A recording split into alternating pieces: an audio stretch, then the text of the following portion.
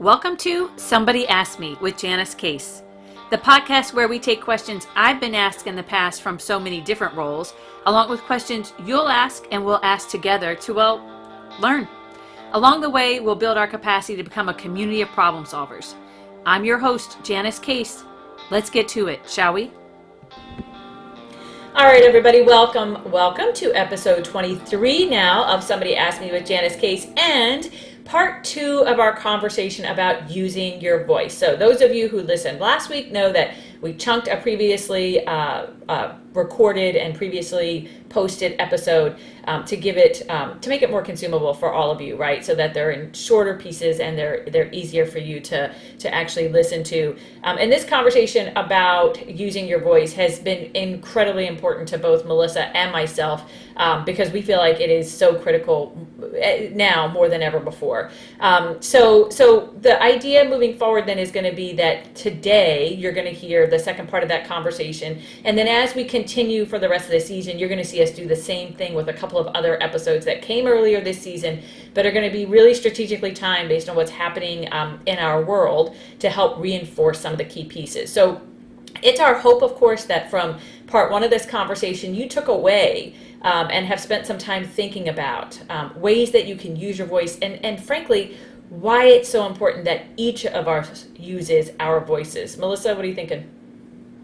This is such an important episode to me because it is a very kind of, honest conversation and just some ideas and thoughts from regular everyday people. Nothing, too deep, nothing too over our heads, just a real conversation about real honest ways that you can use your voice. So this next segment that you're going to be hearing is going to focus on not only ways that you can, ways you use it and things that can come from it, but also the potential challenges that you may face when doing so, because we don't ever pretend that it's an easy thing or that it's always going to yield positive results. That's just not realistic, especially in such a charged time as the one we're living in. So this next segment will give you ways to expect those challenges, to be prepared for those challenges, and even how to kind of resolve those challenges going forward. Yeah, absolutely. Thank you. I think that's a really good synopsis of what's about to come. And folks, of course, as you're listening, we ask that you give some consideration to subscribing to the channel, sharing. There's certainly nothing to be lost by just simply sharing the Facebook post you took this link from and sharing it with the folks that follow you. So with that, we're going to get to part 2 of using your voice. So let's get to it.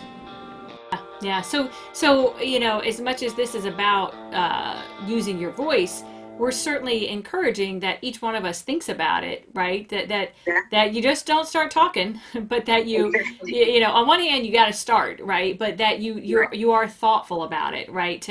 To feel comfortable and confident about how you have those really difficult conversations. And we're going to get to that in just a minute. But before we do, with respect to other possible consequences, one of the ones that was really important for us to talk about, and Melissa, if you don't mind taking the lead on it, but this idea of you might get it wrong, right? We're about to give you some guidance, and many of you have probably listened to a bunch of, if you're like me, I watch the movies, I'm watching the movies, I'm listening to the podcast, I'm reading the book, or books, right?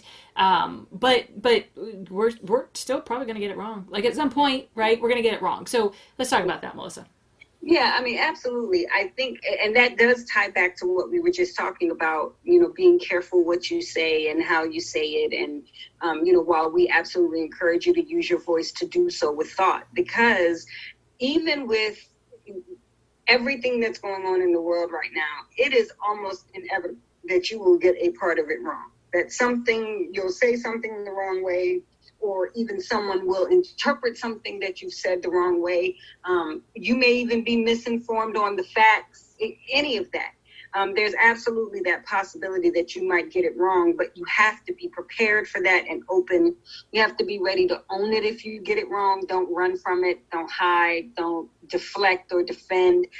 Own that, hey, I made a mistake. Now I'm speaking up to correct that mistake. Like that's as simple as it can be. But I think one of the main things we all have to realize, and that's on both sides, is that we're all hopefully in a place of learning. We're all seeing this change coming at such a rapid rate that we have to be aware that somebody might get it wrong on that side, whatever our opposite side is. And depending on how wrong it is or what it is they've done, we have to be careful in the way that we respond as well, so as not to shut down all the progress that we're making in having these conversations. Yeah. Janice and I have had conversations where she stopped in the middle and asked me a question because she didn't want to say something that was going to be offensive. Now, had I just immediately jumped into, I'm not going to answer that, then I would have shut her down and lost somebody who I can see is really invested in doing the work. So we have to all make sure that, one, we're allowing space for people to mess up. No change comes without some mistakes. So we've got to allow that space for people to mess up. But then we also have to have thick skins on both sides. And I say that not in defense of bad behavior from the other side. I'm not saying you shouldn't let anything get to you. I'm just saying that we have to make sure that we aren't being, I don't like the word I'm about to choose, but extra sensitive. Yeah. Because it is such a charged time. Everybody's on edge. And if we all respond on edge, then we do run that risk of shutting down the people on the other side, or the person that we're talking to, or in general, just shutting down the progress that we're making. And I don't think we want that. Yeah. Yeah. You said that beautifully. And I think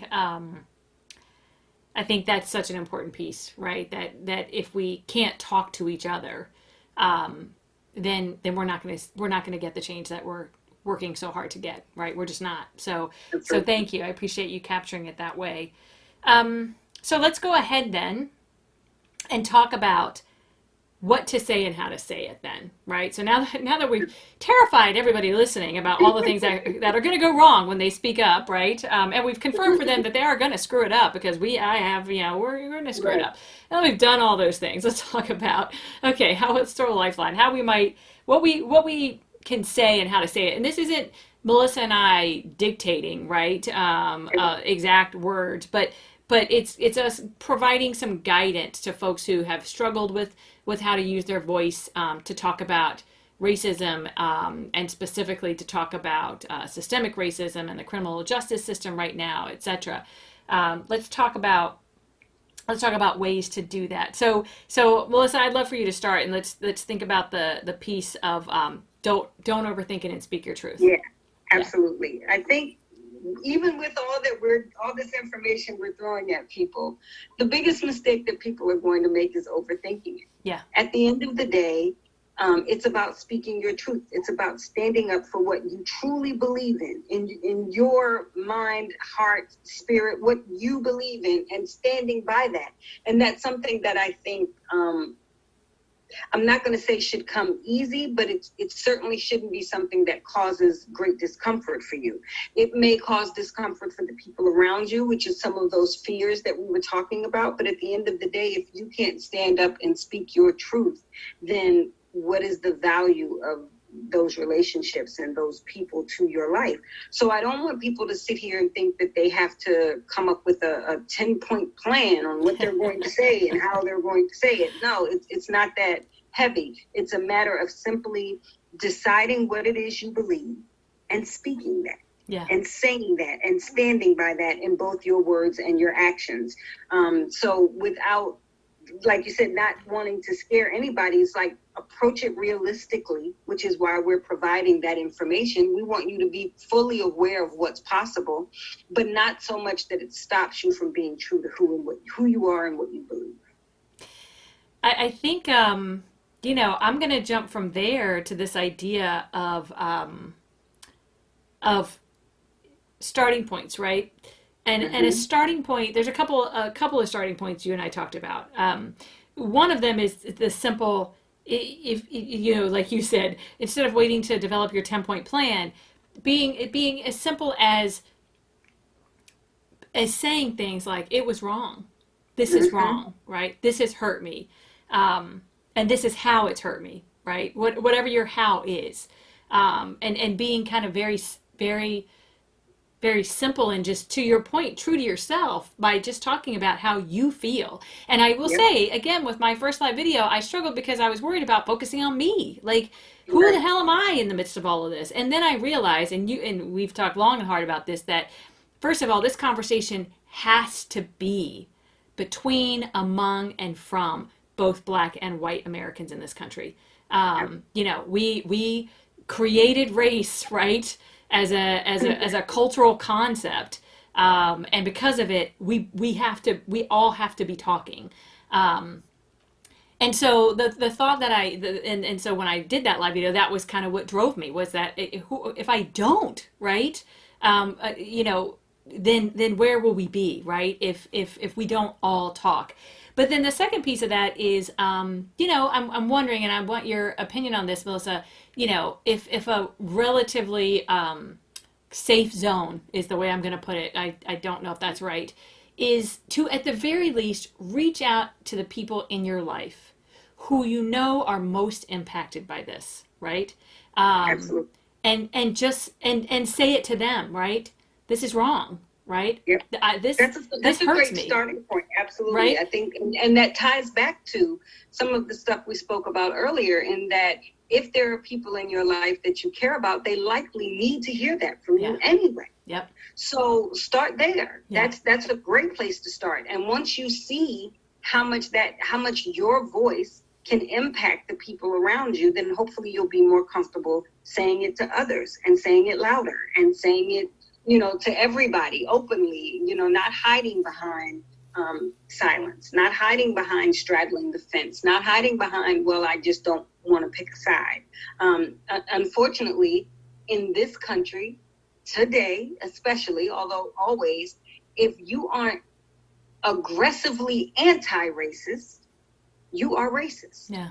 If you are not out there fighting the fight, if you're not out there fighting against the wrongs, then you are consenting, as we've been saying. And so taking that stand is necessary. But like you said, we don't expect you to, we're not telling you to, we don't expect you to just jump out and start screaming it from the rooftops. We know that it's not an easy thing for some people. But it's one of those uncomfortable things that you have to overcome if you want to be respected, if you want to see the change, if you want to be true to who you believe yourself to be. Well, and I think too, like building on that even, right? So reaching out to the people in your life who are most impacted. And then as you work to take the action of growing and learning yourself, sharing what you're learning, right? Mm-hmm. And again, there's some hesitancy because I feel stupid because maybe I should have known this all along. But you know what? Right now, in this moment in time, your epiphanies and your ahas, whether you should have known that all along or not, are important and powerful for other people to hear. And we have to give ourselves, or we have to acknowledge that part of why we don't know what we don't know is because we were never taught it, and because it wasn't made evident, right? Yep. And so now we know to go seek it out and to go uncover it, right? That's not an excuse anymore. But more importantly, it's okay to say, I didn't know it, whether I should have or not. I didn't. Right. Now I do. And here's what I think as a result of knowing it now, right? Absolutely. So I think sharing that is another way, right? So start by checking in on the people and saying, the simple stuff of it's wrong and I'm hurt and, I can't imagine how you're feeling and the whole thing. But then also just beginning to do the simple things of sharing what you learn along the way. Absolutely. Yeah. So, I'll say, speaking of kind of resources, I certainly, like, again, a lot of folks I've been paying attention and listening, and there's a couple of resources I want to share and drive people toward, but there's so many, right? This isn't an exhaustive list. It's just a couple of things that come to mind because I feel like they're really easily consumed and consumed so that you can then turn around and do, right? So that's the only reason I spotlight them. But I do want to acknowledge before I do that, we're getting a lot of media right now, and a lot of it is also some of the ramifications, I guess is what I want to say, of not the wrong things, but let me give you the example I'm going for. So we're talking about like reaching out to the people who are most impacted. You shared how I checked in with you. I checked in with all the people in my life who acknowledge themselves as Black or African American or people of color or whatever term they use.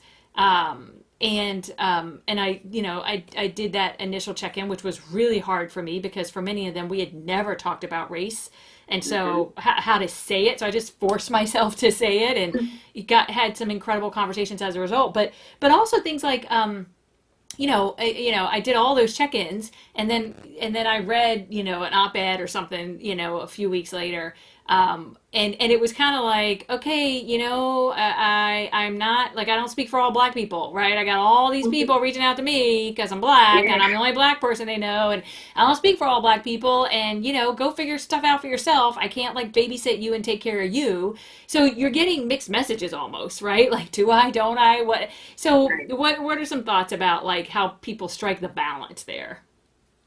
I think there is this sense of entitlement in the world right now, where people feel like everything should just be handed to them. Fair. So if I don't know something and you know it, then it's your job. You have to tell me, teach me. No, I don't have to do that. Yeah.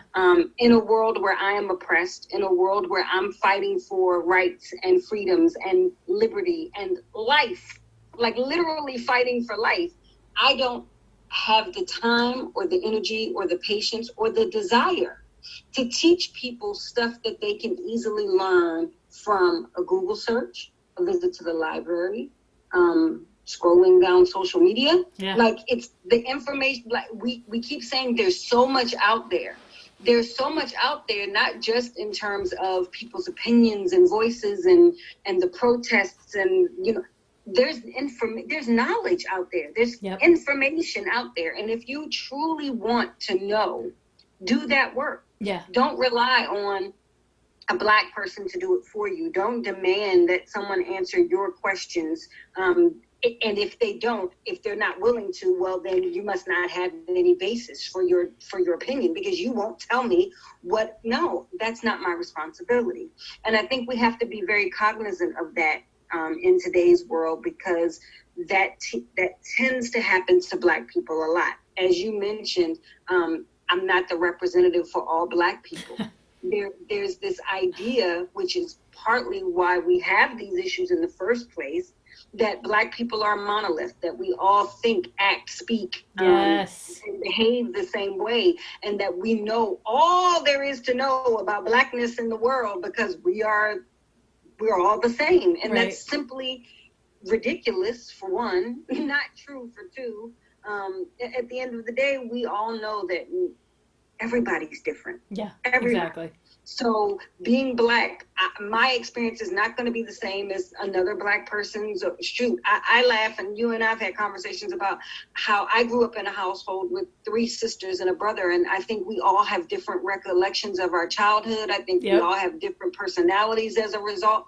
So if I'm not the same as someone who I grew up with, how on earth can I tell you exactly how someone I've never even met feels or thinks or what they do? And so this idea that you can come to us for information, while it's great if you have people in your life that you feel comfortable enough to go to and ask, the expectation is what's problematic. Yeah. Asking them if they mind giving you some information is not a problem. Respecting, however, if they say no, is a must. Yeah. It's not the responsibility to educate. It's not the responsibility to help you understand. And I've had this conversation with other Black people who don't agree with me on that, and who feel like, well, they'll never understand if we don't teach them. I'm of the opposite mindset. We'll never understand if they need me to teach them. Yeah. Because if the information is out there and they're not willing to go get it, then they're not willing to do the work that it's going to take to make a difference. So I think it's important for us to remember that, that everybody's different. So gauge your friends, and I very specifically mean your friends. You certainly shouldn't be expecting that of a stranger. Right. But if you have Black friends and you have questions of them, or vice versa, I guess, if you have a white friend and you have questions of them, make sure they're okay with answering the question. Don't just assume that it's their responsibility or their job to help you understand things. Yeah. So I think that's a really important point that most people aren't really talking about too much, that I've seen outside of the Black community. It's a very common thing that we talk about. And when I say we, again, I'm speaking in my circle and from Sure. what I've read from books and things like that. But it's a common thing to be expected to toe that line for others, to be the token Black that can answer all. No, that's not a thing. That just isn't a thing. Right. Okay, so seriously, Melissa, for me, something that was really important for us to cover here, because I think that is a common kind of fear right now. People kind of walking the line of what to do, how to do, etc. So thank you for being explicit, and thank you for representing a variety of sides, right? Like, this is where your position, but you have people in your circles who feel differently, etc. The one thing I want to add to this, because you mentioned it when we had our planning session the other day, and I want to make sure we surface it, is we're kind of talking in the context where somebody reaches out seeking to understand, right? But we also want to be clear about not expecting that every Black person you talk to is going to be okay with you demanding the research, right? Well, if the criminal justice system is so bad, like, what percentage of cops actually do blank, or what, that, like you said, that data is there. Go find it. Look at it for yourself. And if you don't really want to know, it's there. That's the thing, is that I don't think people understand that when they start doing stuff like that, it's a clear sign of deflection. Yes. It's a clear sign that you're not really there to gain an understanding. You're there to dispute. Because if you really wanted to gain the understanding, I mean, come on, that's a simple Google search. Yeah. That doesn't take, I shouldn't have to spit out those statistics that you are admitting you don't know yourself. That's it. For you to be involved and interested in getting the information. It's a very common thing that happens, especially on social media. Yep. On all sides, where someone will come, one of the topics, we're not drilling down deep into every issue, but the issue of Black on Black crime. Right. Which is foolishness, because crime is just crime. Everybody, you'll see killings happen most amongst people, between the people you're around. Yeah. And even in this country with desegregation, Blacks live mostly amongst Blacks, and whites live mostly amongst whites. And so whites are going to kill whites more, just like Blacks are going to kill Blacks more. But you don't hear white on white crime ever. It's not even a term. It's not something that's even discussed. Yep. So when someone comes to me with that argument of, well, what about the Blacks who are killing the Blacks? I know instantly that you're not really there to understand. You're there to deflect and defend. Yeah. And so I'm not going to do that work. I'm not going to get into that discussion with you, because it's deflecting from what it is I'm really trying to do.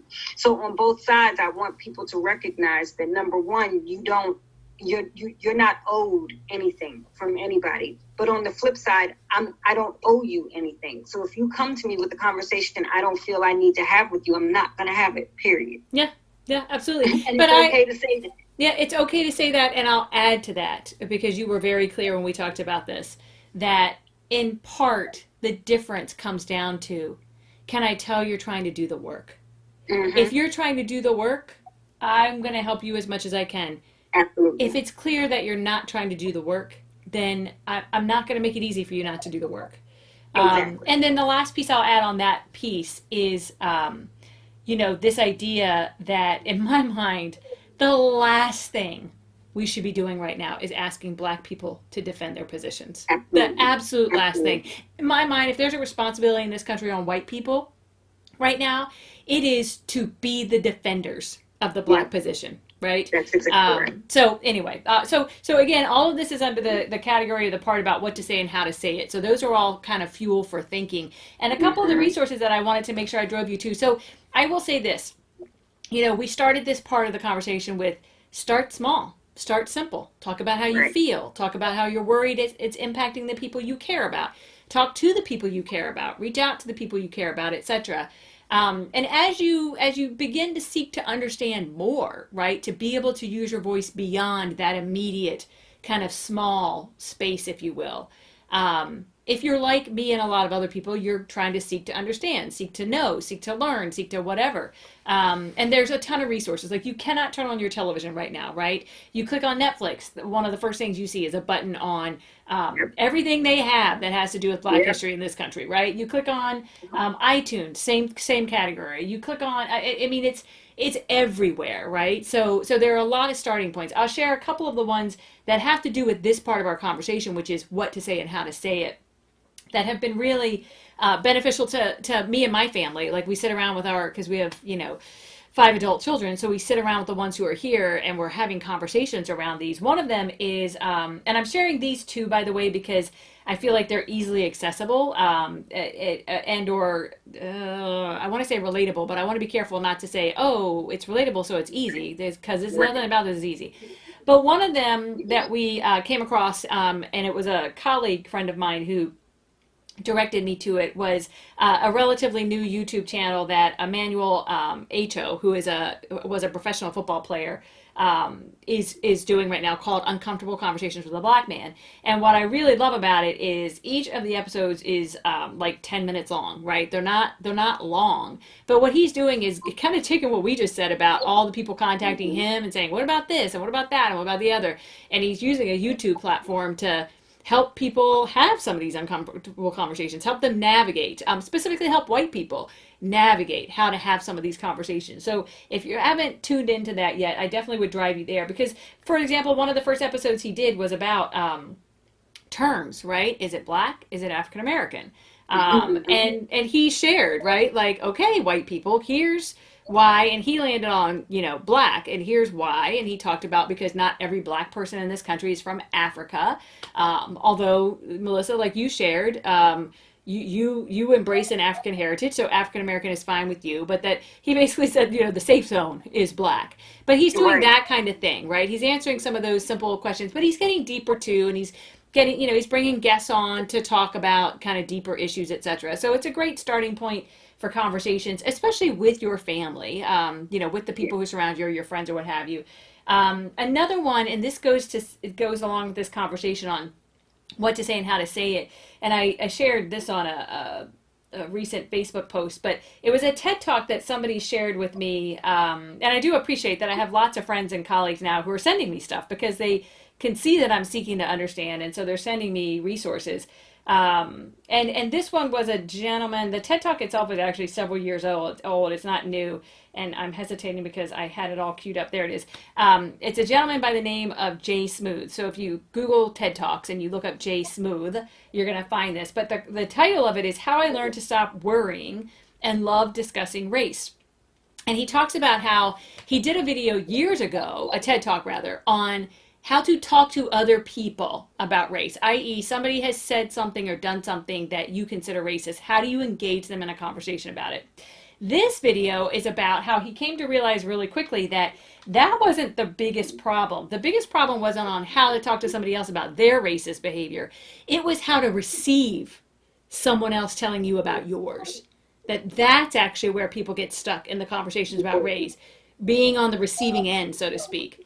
So I encourage folks to go to that, because it's going to help you. It's going to help you figure out how to use your voice, right? But it's also going to help you understand how to think about. We're not the thing that he says. That's why it's important for us to keep learning. Is he says that racism isn't something that you work on and then you're better, right? You don't wake up one morning non-racist anymore, right? That because it's in this country, it is so embedded in our culture, in our context, in our history, in every facet of our world, that he gives the analogy of tackling racism like you tackle being clean. That you don't wake up one morning, take a shower, and announce to the world, I'm clean now, and never have to think about being clean again, right? That you actually have to work at being clean every single day. And he says that racism is the same way. That even though you are somebody who might even identify as anti-racist, you have to work on that every single day, because it's not a natural state in this country, right? It's not a natural state That's of being. absolutely right. That's absolutely right. And I love the analogy because I don't think, and I want to, I don't think people understand how deeply ingrained racism is in the fabric of this country. Yeah. It is what this country was founded on, period. That's what it was, and it still remains. And so if you hear racism and you immediately feel offended or something like that, then you're taking it far more personal than it need be, because at some point everybody has been indoctrinated with this message that whites are a superior race, or that they are more entitled to certain things in this country. Like, we've all gotten those messages, whether we're black or white. Yep. So if we're not willing to own that and tackle that, like he said, every single day, then we'll never overcome it. And the other thing that stuck out to me when you said that was, it goes back to what we said about you will get it wrong. And if you're not open to hearing how you got it wrong, if you're not willing to own that you got it wrong and then fix what you got wrong, then you're already starting off way behind the starting point. Like, we need you ready to say, oh, okay, I messed that up, but all right, I'm sorry. Let me do this to correct my course. Yep. If you shut down the first time you make a mistake, and we will make mistakes, if you shut down, then what good is it? What good is anything that you've worked at so far? So I do love that TED Talk. I thought it was very interesting. Yeah. Yeah. So we'll continue to dig into some of those ideas even as we think about next episodes and the things that are coming up. But let's go ahead now, as we're beginning to kind of come to the end of this first conversation, and talk about then the rewards, right? We've talked about all the terrible things that can happen if you use your voice, and we've talked about how to use your voice and some resources to begin to get you thinking, right? And that last piece, I'll say this. Some of those resources we put out there, because sometimes using your voice comes from learning something new that you can then talk to others about. Hey, I just saw this TED Talk and it was talking about blank. That's a way of using your voice, right? Absolutely. So let's talk about the rewards of speaking up. And I know let's talk about, Melissa, how you make the people in your life that you care about feel by using your voice. I've been honing in on that a lot, I know, and it may even seem a bit like beating a dead horse, but I think it's a very important message, that if you have friends who are impacted by this movement, and you speak up and you reach out to them and you let them know that, look, I'm here, I hear you, I too believe it was wrong, I too believe we need to do better in this country. You're strengthening relationships with people that you care about. You're lifting up those who are oppressed, whether you realize that you're lifting them up or not. Even if they don't come right out and say, oh, thank you for, it matters. If you're close to that person and you care about that person, trust me when I tell you, it matters to that person, whether or not you're saying anything. And it makes a big difference simply by taking that stand and letting them know that you care. So that it definitely will result in stronger relationships. Now, we did, of course, talk about potentially losing some relationships, but if you truly lose them, then for the most part, they were probably not healthy relationships to begin with. So you're lightening your load without even realizing it. It may be painful, but in the long run, you're likely lightening your load from having to deal with people who you yourself find offensive. Yeah, that's exactly right. And, kind of along those lines, a reward of using your voice is that you will lift up people who have been oppressed for the onset of the history of this country. And I can't think of a better reason to use my voice right now, right, than to be a part of lifting up. And yes, like you said, that's going to result in stronger relationships. And it's also going to result in the simple act of saying, it's my turn to carry the load, right? As a white person in this country, it's my turn to carry the load. And it should be our turn forever, right? But so that's absolutely a big one. And you kind of talked then about this idea that we've talked about, like you said, by maintaining those relationships, even with people who disagree with you, even with people who have different beliefs, on both sides, right? By maintaining those relationships and speaking and using your voice, you create an opportunity to have a positive influence on someone else. And that is the us, right? That is the one person at a time. Like, and I've said before, yes, I believe that it starts at home and it starts with our families and it starts in our bubble. I 100% believe that. But I also believe, and we're going to talk about in the next episode or another episode, action. I also believe that that's not enough. I also believe that we can't all just do that in our homes, because it's going to take generations to fix this. And We frankly, don't have generations. it needs to be tomorrow, not generations from now, right? We owe that to the Black people in this country. But you have the opportunity to influence people, and ultimately then to begin to see the change we want, right? Equity and justice for all, right? That every person gets what they need to live the life that we were promised in this country. Equity and justice, right? So those are in the end, for me, like from a rewards perspective, I can't think of a better reward than that. Me neither. And I think that is ultimately the goal. Like, yeah, we want to strengthen our friendships, and we want to speak our truths and live, live well, knowing that we've done all we can do. But at the end of the day, I want a world where my son doesn't have to be afraid to walk the streets. I want a world where George Floyd doesn't get killed no matter what he did.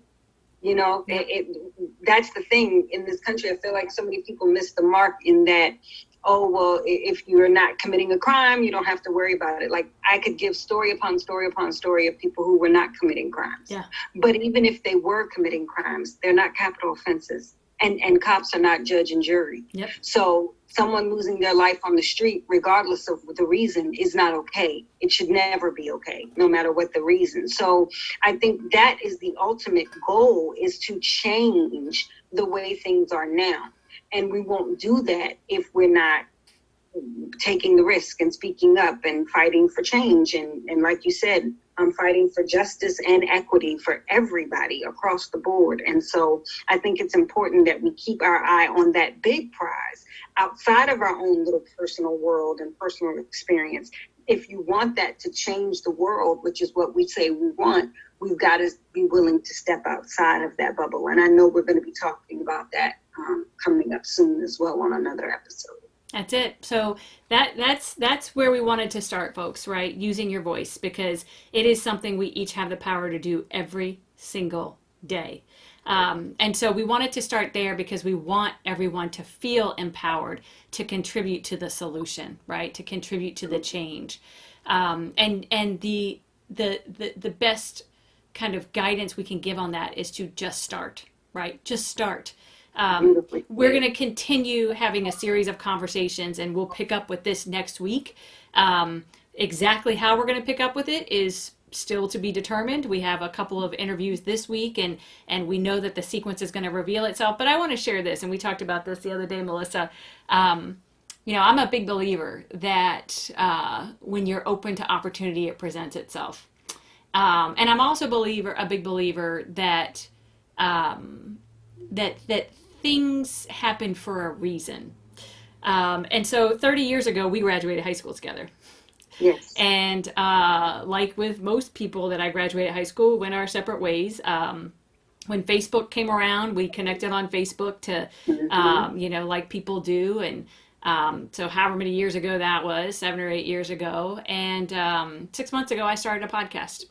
And one of the people that I knew I wanted to talk to, even though I hadn't heard your voice in 30 years, was, which makes me feel really old, but was you, because I'd been watching your journey. And there were so many powerful things that you were bringing to the world. And so I reached out and said, hey, will you talk about your health and wellness journey? Will you share that with others? And you, of course, graciously said yes. That was about 5 months ago. Mm-hmm. And then not even a week later, 2 weeks later, you joined me on the podcast because we connected immediately. Yep. And just knew that this was special.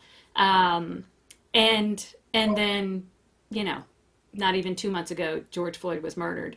And here we sat, right? A Black woman, a white woman, already engaged in a platform, already working together to just try to help the world be better, with the 5 people or 500 people who listen, as we like to joke.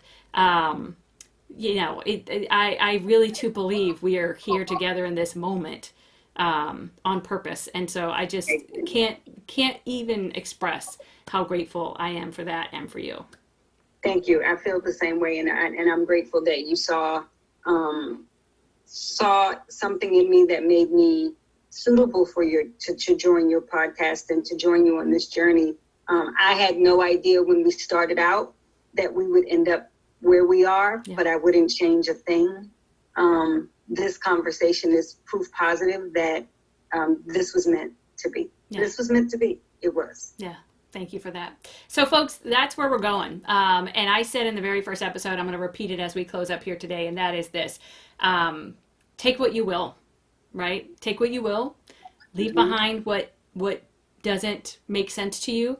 And as we leave this first episode of Somebody Asked Me with Janice Case, I will say we're looking forward to having you tune in for the next episodes. And we would ask that you reach out to us, Melissa or myself, with questions, with things that you'd like us to tackle, real people talking to real people about real everyday stuff, right, with respect to this.